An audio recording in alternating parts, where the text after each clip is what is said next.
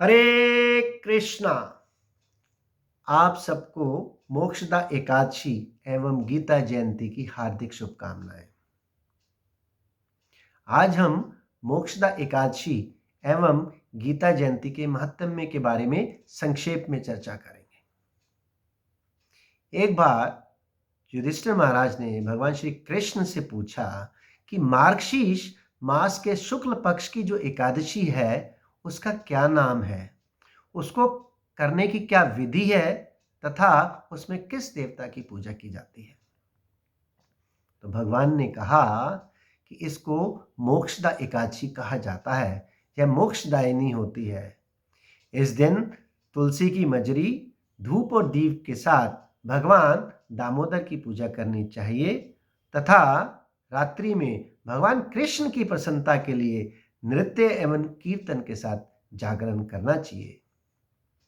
जिनके पितर पापमय कार्यों के कारण निम्न योनियों में गिर पड़े हैं, यदि वे इसका व्रत करते हैं तो उनके पितरों का उद्धार होता है। पूर्व काल में चंपक राज्य में वे खानस नाम के एक राजा हुए। वे बहुत ही धर्मपरायण थे और अपनी प्रजा को पुत्र की भांति रखते थे। एक रात्रि में उनको स्वप्न आया जिसमें उन्होंने देखा कि उनके जो पितर हैं वो निम्न योनियों में गिरे हुए हैं। सुबह राजा ने ब्राह्मणों से इस बारे में, अपने स्वप्न के बारे में बताया तो ब्राह्मणों ने कहा कि पास में ही पर्वत मुनि का आश्रम है। पर्वत मुनि भूत और भविष्य के बारे में सब जानते हैं। तो वो राजा के साथ पर्वत मुनि के आश्रम में गए और पर्वत मुनि ने राजा को कहा कि आप मोक्षदा एकादशी का व्रत करें। राजा ने मोक्षदा एकादशी का व्रत किया और उसके जो पुण्य थे उसके फलों को उसने अपने पितरों और पिता को अर्पित किया। जैसे ही उसने अपने इस व्रत के पुण्यों को अपने पिता और पितरों को अर्पित किया, आकाश से फूलों की वर्षा हुई और उसके जो पितर थे उनका नरक से उद्धार हुआ और वो मोक्ष को प्राप्त हुए।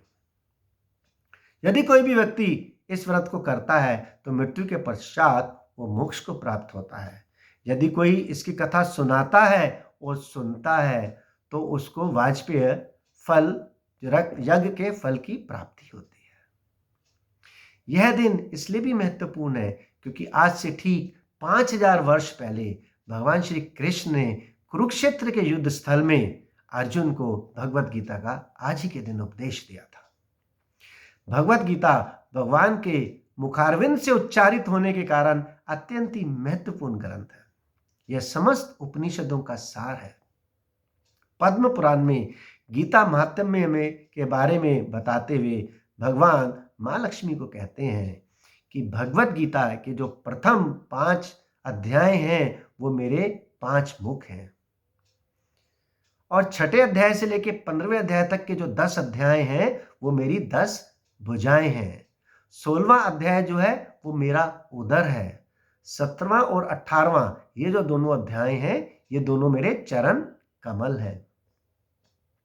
तो भगवान कहते हैं अतः ये जो 18 अध्यायों वाली भगवत गीता है ये मेरा ही वांग्मय स्वरूप है। यदि कोई व्यक्ति भगवत गीता के श्लोक को रोज पढ़ता है, एक श्लोक को पढ़ ले, आधे को पढ़ ले, चौथाई को पढ़ ले, इतना भी नहीं पढ़ पाता, अगर एक शब्द भी पढ़ ले तो वो मुक्त हो जाता है।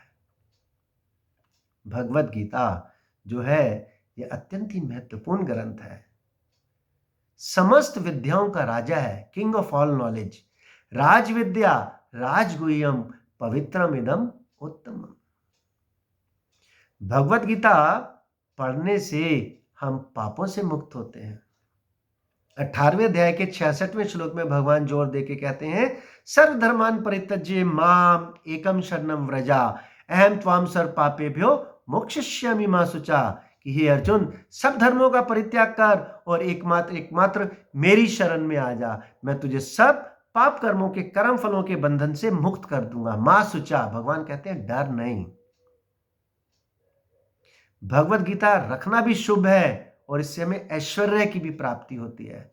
18वें अध्याय के 78वें श्लोक में संजय बोलते हैं यत्र योगेश्वर कृष्णो यत्र पार्थो धनुर्धरा तत्र शरीर विजयोर भूतिर धूर्वा नीतिर मतिर ममा। जहां योगेश्वर कृष्ण है, जहां धनुधर अर्जुन है, वहां अलौकिक शक्ति, नीति, विजय, ऐश्वर्य होता है, ऐसा मेरा मत है। भगवत गीता दान देना भी बहुत शुभ है। श्री वैष्णव तंत्र सार में बताया गया है, गीता दान प्रभावेन सप्त कल्प मिता समा विष्णु लोकम वाप्यन्ते विष्णु न सह मोदते। जो व्यक्ति भगवत गीता का दान देता है वो 7 कल्पों तक, 7 मिलेनियम्स तक भगवान के साथ उनके धाम में वास करता है और आनंद को भोगता है।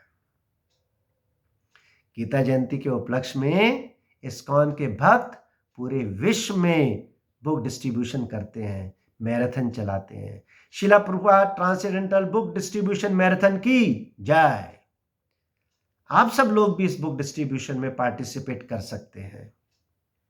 नए साल में लोगों को न्यू ईयर डायरीज ना देके आप भगवत गीता की एक प्रति दे सकते हैं और भगवत गीता का ज्ञान लोगों में बांट सकते हैं।